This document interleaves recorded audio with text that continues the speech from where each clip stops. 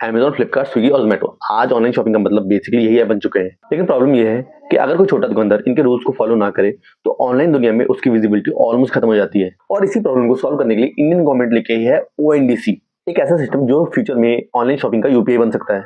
Simple language में समझो, आज अगर बायर अमेज़न पे है और सेलर फ्लिपकार्ट पर, तो दोनों कनेक्ट ही नहीं कर सकते। इसलिए ओएनडीसी इस सिस्टम को ओपन बनाना चाहता है, बिल्कुल यूपीआई की तरह। जैसे गूगल पे और फोन पे एक दूसरे को पेमेंट भेज सकते हैं, वैसे ही फ्यूचर में डिफरेंट शॉपिंग एप्स भी आपस में कनेक्ट हो सकेंगी। और इसका फायदा सिर्फ कंपनीज को नहीं, नॉर्मल यूजर्स को भी हो सकता है, क्योंकि ओएनडीसी सपोर्टेड एप्स पर कई बार कोई प्रोडक्ट चीपर मिल जाता है, क्योंकि सेलर्स को प्लेटफॉर्म को कोई भी हैवी कमीशन नहीं देना पड़ता। साथ ही आपको नियर बाय लोकल स्टोर्स भी डिस्कवर हो जाते हैं, जिससे फास्ट डिलीवरी के चांसेस बढ़ जाते हैं और स्मॉल बिजनेस को भी ऑनलाइन आने का एक बेटर चांस मिलता है without depending completely on a giant platform. लेकिन अब आता है एक reality check. Traditional e commerce platform में ऑलरेडी काफी प्रॉब्लम्स हैं। High commission, seller dependency, fake visibility, game returns and delivery cost, और ओएनडीसी को अभी भी काफी चैलेंजेस फेस करने पड़ रहे हैं।